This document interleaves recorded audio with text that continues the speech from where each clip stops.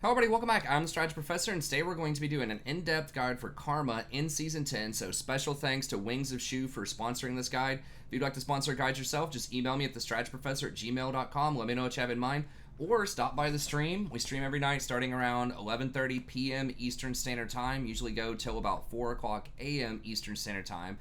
Very friendly, chill community. I try to talk as much as I can with the chat while I'm playing, answering any questions that you may have, sharing some old man stories, explaining the gameplay, this all sorts of good stuff. So it's a very chill, very fun time. So come by, check it out. You're welcome to ask about any champions or questions that you have about the game, and I can talk you through if you're interested in a guide.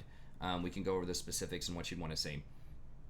And potentially, if you don't want to front the whole $30, just let me know that you're interested in a guide. Let me know how much you'd be willing to chip in. If you'd be willing to chip in 15, if someone else would be willing to chip in 15, I can market it. I can say, hey, look, we got somebody that's willing to throw in half. If anyone else can throw in half, we can make the guide happen. So I can help you crowdsource it too if you have an idea and you want to contribute a little bit, and you want to see if other people want to help. Okay, and we do lots of tier lists, patch notes, coaching sessions, more champion guides, topical guides like best one trick, how to micro better, how to macro better, what is dodging, when should you dodge, laning guides, just roaming guides, almost anything you can think of. We just have tons and tons of content on the channel, so be sure to go check that out. Okay, let's go ahead and get in here though. So Karma is pretty good in the meta overall right now. She did get nerfed on 10.16, which just dropped today, so we'll see how that works. They did nerf her Q her ass, but I think that in a push-poke kind of meta in the bot lane that she's going to be really good.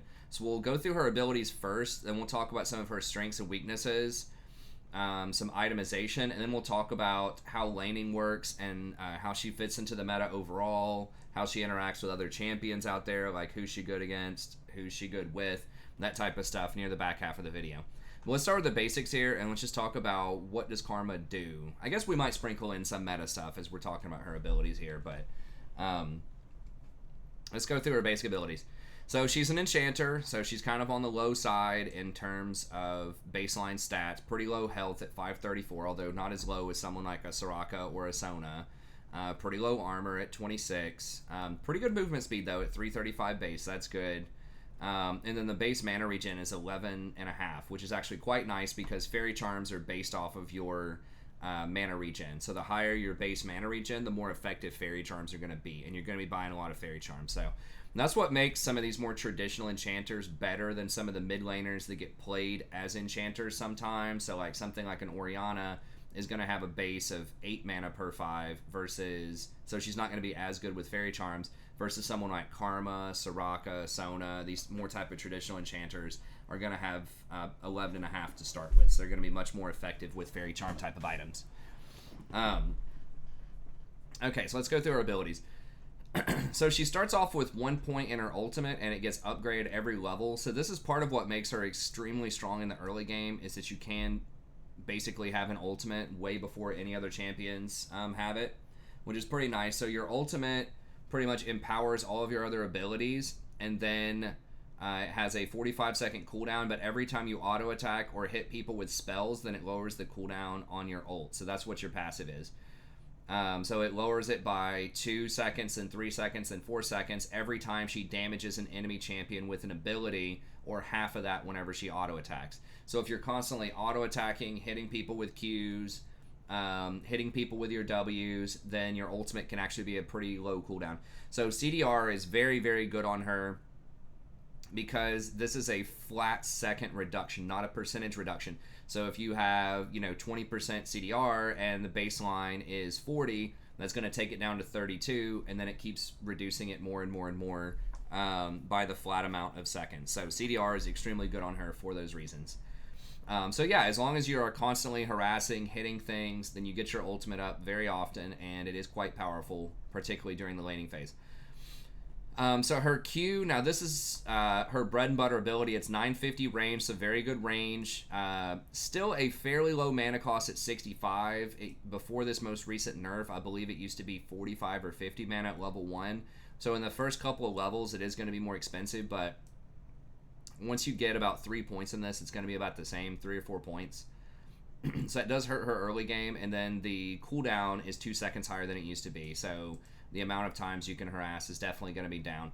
But it's still really nice. Starts off with 90 base and then goes up to 270. And it's AoE, so whenever it's a pretty slender hitbox, but whenever you hit somebody, then it splashes for 280. So the main use of this in the laning phase that you want to be doing is trying to hit those back line of minions and then see if you can harass the enemy off of that. So a lot of times, especially at low reloads, people will stand close to those backline minions, and if you can hit the minions to push the wave while also harassing them with that explosion radius, that's really kind of the gold standard, what you want to be doing with Karma. It does apply a 35-second slow for 1.5 seconds. That's pretty good. And then you can use the Mantra ability here, which will do 90 plus an additional 25, and it does a 0.7 ratio. And then it creates a little field around them that slows by 50%, and after 1.5 seconds, it'll explode to do additional damage. So you can do up to 60 extra damage. So early on, if they sit in the whole thing at level 1, you can do 150 damage, which is obviously going to be a ton. And the radius on this is massive. It's 300 radius instead of 280. It feels like it's a lot more, but very, very effective harassment tool in the early game.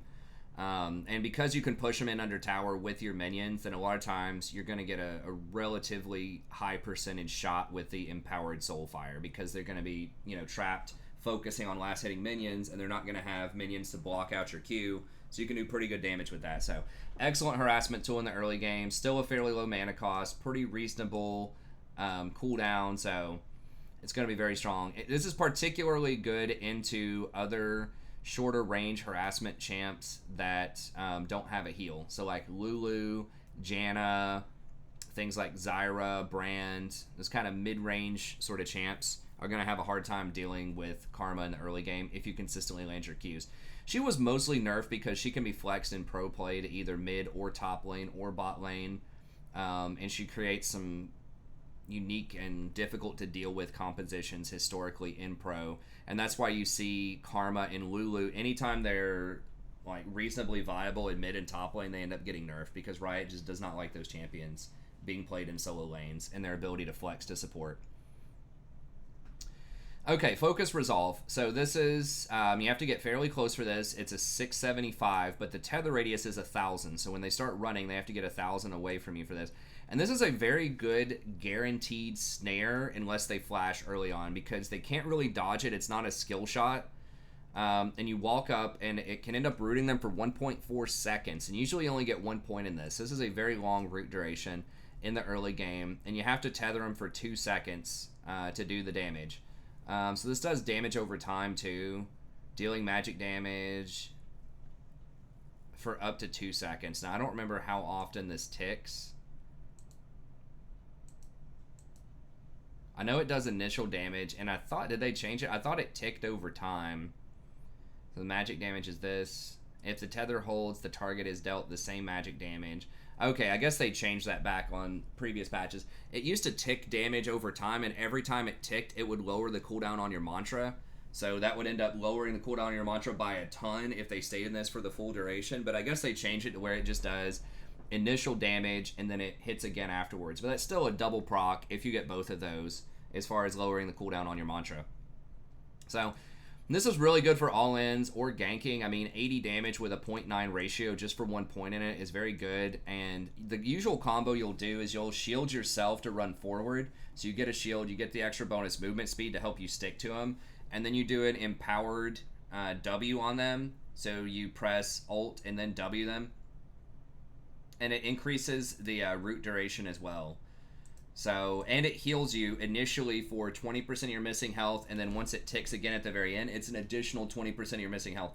So basically, they're going to be doing damage to you while you're running up, but the shield protects you for the opening, and then you end up getting 2 procs of that healing, and you root them for almost 2 seconds, 1.9 seconds.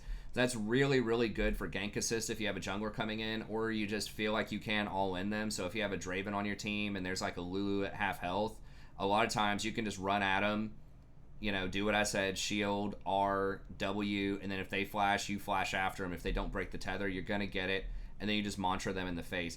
If you think you're not going to be taking a lot of damage, then you can just do a normal focus resolve, and then once they get rooted, then you just mantra Q them in the face, and it'll do a ton of damage. So it's not as great as other forms of CC later on in the game because there is a delay. You have to hold it on them for 2 seconds to root them. But the fact that you don't have to hit a skill shot, and as long as you can stay close to them, it's going to root them no matter what, is a very, very powerful ganking tool or a very powerful all-in tool.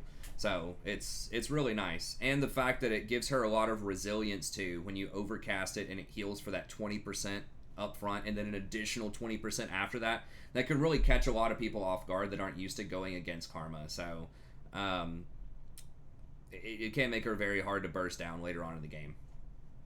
Then you have Inspire. This is one of the more powerful shields in the game. It has been nerfed a little bit, but it can go down to 8 seconds, but it gives out up to 60% bonus movement speed, and it has a 200 base, which is pretty good. But if you overcast this is what you want to do most of the time in the game. You mantra this later on. Then it shields the main person for an additional 25 plus 0.5 bonus AP. So the total shield would then be 200 plus 80. That'd be 280 plus 100% of your AP. So if you have like 100 AP, then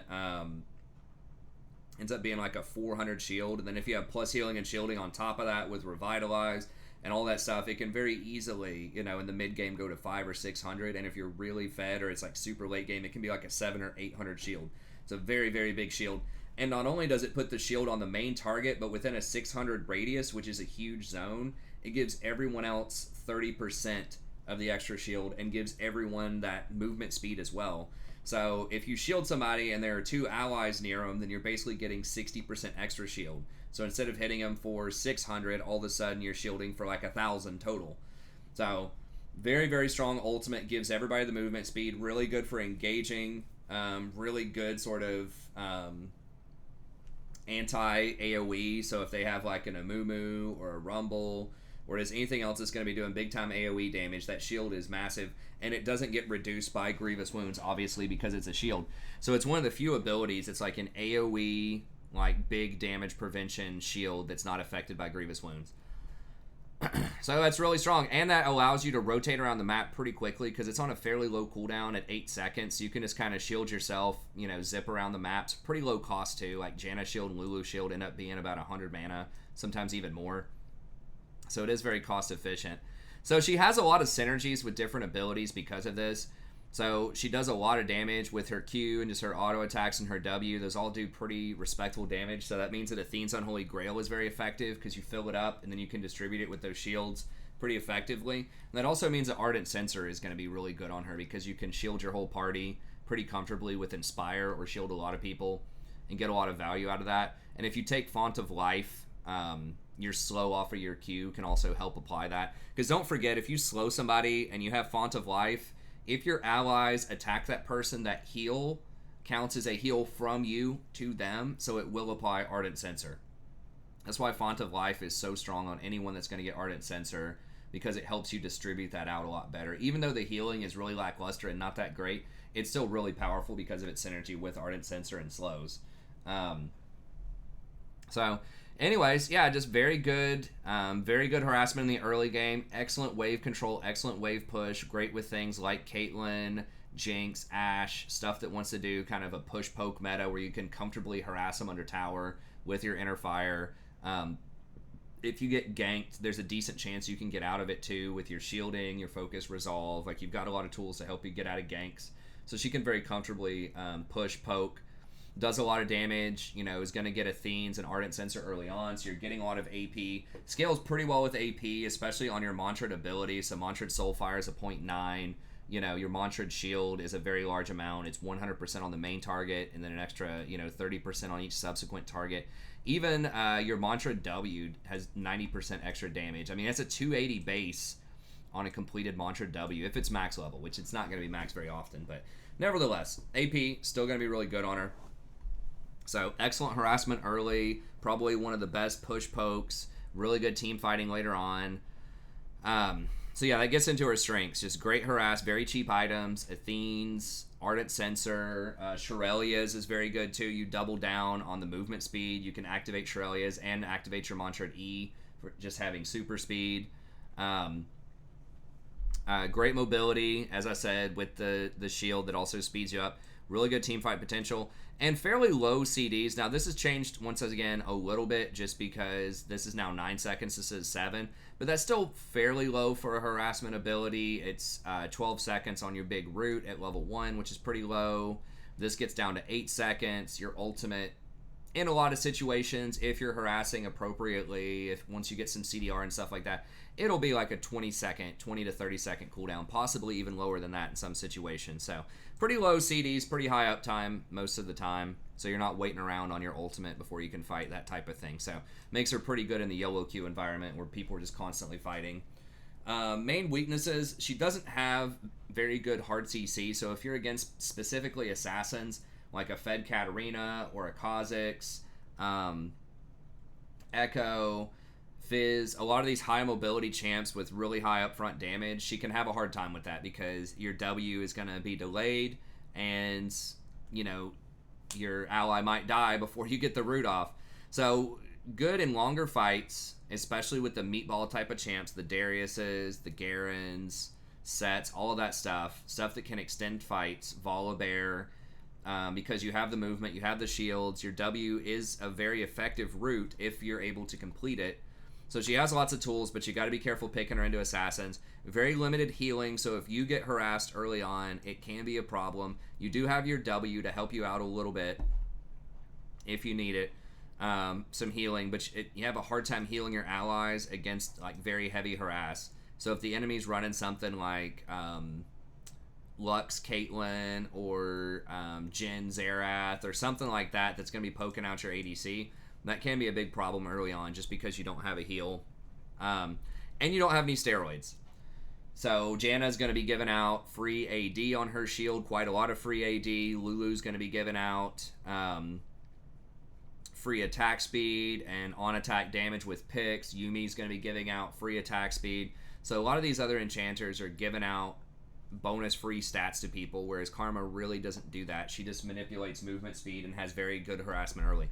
So if you can leverage that harassment, if you're taking plates, you're taking towers, you're contesting scuttles, you're getting early dragons, you're just creating a lot of pressure on the map, I still think she can be pretty good, but she is going to fall off later on just because she doesn't have the steroids, and some of her stuff is just a little more limiting in team fights. Doesn't have the point-click hard CC, doesn't have the steroids, and that can hurt you in some matchups. Although, once again, she's still very respectable in a lot of team fights just because of the mantra to Inspire, just give out such massive shields and the movement speed. So it really kind of depends on the situation, but she's going to be a lot better in comps that are push-poke, like a Caitlyn or an Ashe in the early game, and where you have a proper front-to-back team fighting later on, where you have a couple of tanks up front that you can shield and protect, and where you can just run everyone in and hard engage off of your Inspire. Okay. Runes, very common runes are just Airy, Mana Flow Band, Transcendence, and Scorch. You can go for Absolute Focus if you think you're not going to be getting harassed back that much. And then I think just Footwear and Biscuits are good. The Footwear saves you a little bit of money on your boots early on, which is going to allow you to complete your Themes and your Ardent Sensor, keep that pressure up in the early game. And then Biscuits are going to be pretty good for your mana regen, especially now that your Q costs a bit more mana. Gives you some flat mana later on. So it's a pretty good value. Ends up giving you, I think, 150 mana. So that's like 250 gold value off of a rune. And then you, of course, get the sustain in the laning phase as well. So I think that's a pretty good combination. You could also take something like Ulti Hunter if you want to, or like Taste of Blood. You could maybe even take something like Coup de Grace plus Presence of Mind. There's a couple of other things you could take, but I think this is mostly what you want to be. I think you definitely want Airy and Scorch early on, and the Biscuits are going to allow you to take more aggressive trades in the early game and allow you to keep your mana up, both by giving you the flat mana and replenishing your mana, which translates into even more harassment. So I tend to like this one quite a bit. If you are afraid against an all-in lane, like maybe you pick Karma early on and they have like Leona, Draven, or something like that, you can switch this over to Guardian. And you would go Guardian, Font of Life, and then maybe something like Bone Plating, Revitalize, and then your secondary, you could still go for Footwear, Biscuits, or maybe Mana Flow Band, Transcendence. So if you think you're going to lose early, I would not pick Karma. if you know that, but if you pick her in the early, champion select and you're not sure what the enemy has, and then it turns out you're probably going to lose lane, then you can go into the defensive stance. But mostly you want to be able to run this. You want the Aerie, you want the Scorch, you want the early harassment. That's what Karma does best. A lot of the other Chanters are going to be better later in the game, but Karma really has that pressure, really has that advantage early, so you want to make sure that you are fully leveraging those capabilities. Okay, recommended item. So Athene's is going to be fantastic. I just realized I used great on everything there, but whatever. There are other adjectives in the English language.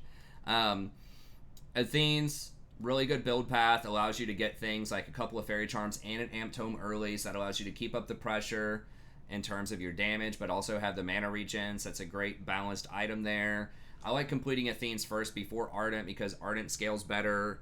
As you level up, you're getting more on-hit damage, you're getting more attack speed, and then your ADC is also going to have a couple more items so they can leverage that ability. Versus Athene's just has a really nice pop early on. It has 100% mana regen, which is very good, but also gives you a lot of AP to help you keep up the pressure. So I'm just a big fan of Athene's first, then Ardent. Then after that, you can kind of feel it out. Redemption's good for team fighting. Mikhail's is good if they have a lot of CC, if they're playing an Ashe or Leona, that type of thing. And Shirelia's is really good if you have people on your team that are fed that really need to be able to stick. So stuff like Olaf is going to be great, or Darius, that type of stuff. You can double down on the movement speed with the Shirelia's, which I think is really underrated and quite strong. Okay, let's talk about the playstyle here really quick, and we'll see if we can finish this up in a miracle under 30 minutes for a guide on my channel. But really, you just want to be pushing and poking. As I've said several times with Karma, that's kind of the name of the game with her. So you just want to try to use your Q on that back line. So when you have sort of the front line of minions here, and you have that back line here of the ranged minions, as Karma, the wave's rolling up, you want to come over here, try to get that shot in on the back line, and then this will end up pushing them into their tower. Especially lower elo brackets. People aren't really gonna match you in your push a lot of times.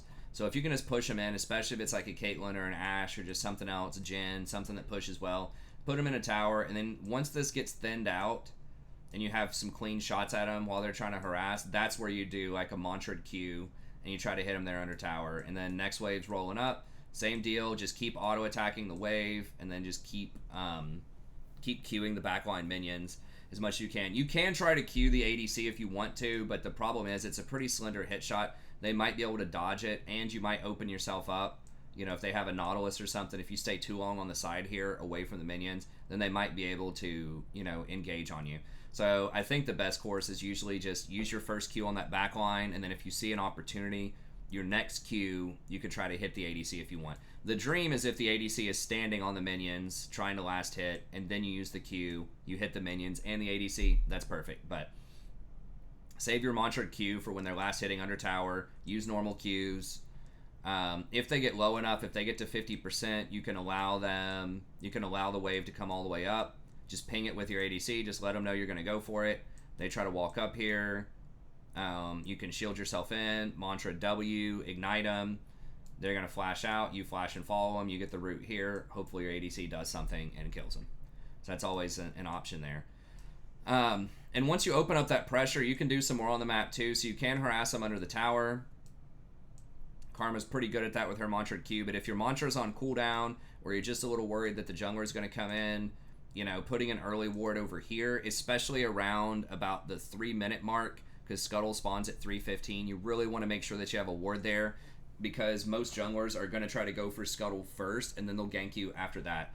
So you really want to keep track of that. Most junglers, 90% of the time, they're going to go topside and fight over that Scuttle. But if it's something that wants to avoid the enemy jungler, if it's a really passive jungler, like maybe a Karthus and they're smart, if it's like a Karthus or a Kayn or something like that, and they just really don't want to gank. Now, you got to watch out for Kayn. If you're on the other side, Kayn always starts Raptors. So if you are on blue side, it is actually quite likely that Kane's going to do a path, kind of like this, and he is going to gank bottom. So just kind of know the pathing of the enemy jungler. Most of the time they start bottom, but some things like Kayn that really have to start red or really, really want to start Raptors may go on top. But yeah, definitely get a ward down there. Other good places to ward, if you have enough pressure there and you feel confident that they're not going to gank you, you can ward over this wall right here, watch the Gromp, and then from here you can step right up to this wall and ward over right here. I think it's pretty good. So that's a pretty good triangle of stuff. Whenever possible, you want to ward deeper in their jungler. Number one, because they're less likely to sweep that. And number two, you can check the camp respawn timer so you know if Gromp is up, it's likely the jungler is going to come by pretty soon to get the Gromp. If there are no camps here, if there's no blue, no Gromp, it's less likely that the enemy jungler is going to gank. And that can also give you some intel for your team, right? So, for example, if you see the enemy jungler is down here and your jungler is up here, Rift Herald's up, you could ping Rift Herald a lot because you see that jungler, and then your jungler can go do that Rift Herald, for example. So just getting vision, getting the spawn timers, understanding where the jungler is, that can all be very helpful. And a great place to put a control ward is right here if they're not watching it. Usually a lot of people walk right by this and not even clear it.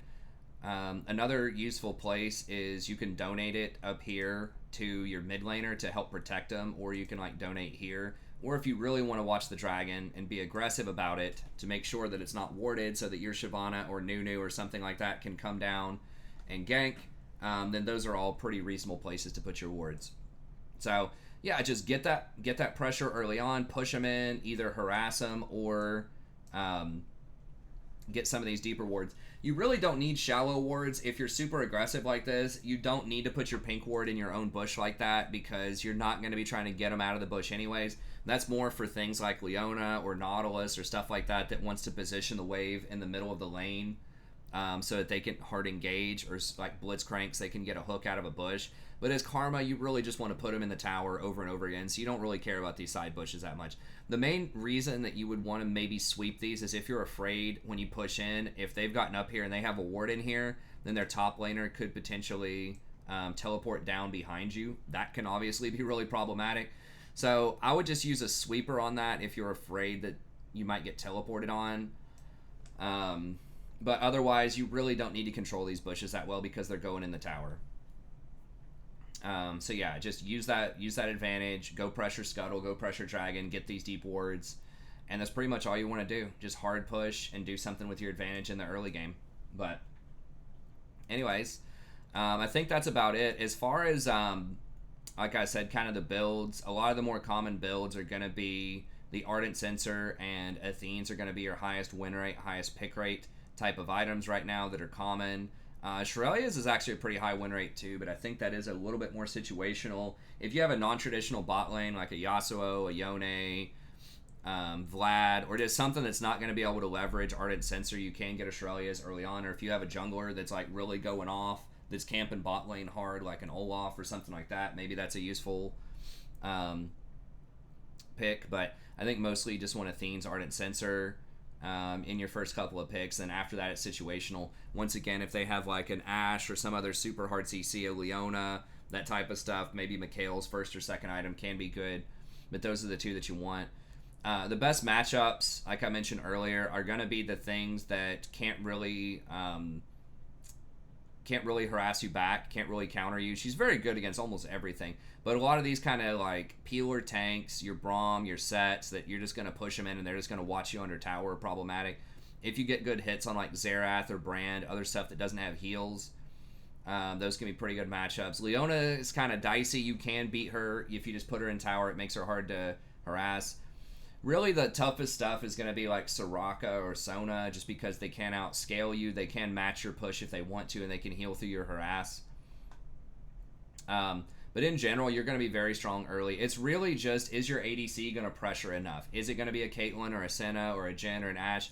Are they going to pressure, or are they just going to sit there and like not do anything? Usually you can push the wave by yourself. If you just queue that backline and start auto-attacking the minions, don't last hit. But if you start auto-attacking, usually they'll get the message, usually they'll push. So, and as you can see, her win rate kind of falls off a cliff later on in the game, so you really want to try to close out as early as you can so you don't get outscaled. But anyways, that's going to be it. Thank you very much. Hopefully this helps you out. Thanks again to Wings of Shu. If you'd like to donate for a guide yourself, just email me at thestrategyprofessor@gmail.com. Let me know what you have in mind. Come by, check out the stream, 11:30 p.m. Eastern Standard Time on YouTube every night, and I'll see you then. Have a good day.